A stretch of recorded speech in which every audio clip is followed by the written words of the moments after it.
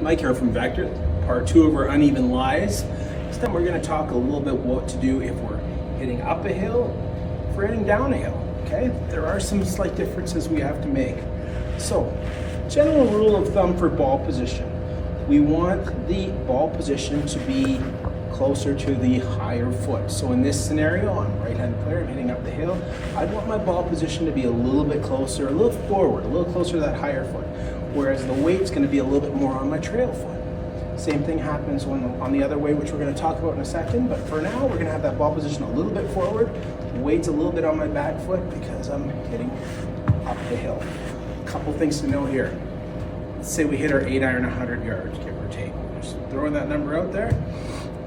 It's going to be different for some people. Maybe you hit 150 yards. But we're going to go with the 100-yard shot where you hit an 8-iron. In this scenario, if I tried to hit an 8-iron, and that's my normal distance for 100 yards, it's not going to go 100 yards because I'm adding loft with the way the ground is working. So we want to try and go maybe to a 7-iron, okay? It's going to come out a little bit lower. So that's one of the big things you want to remember with this is always add a club when we're going up a hill.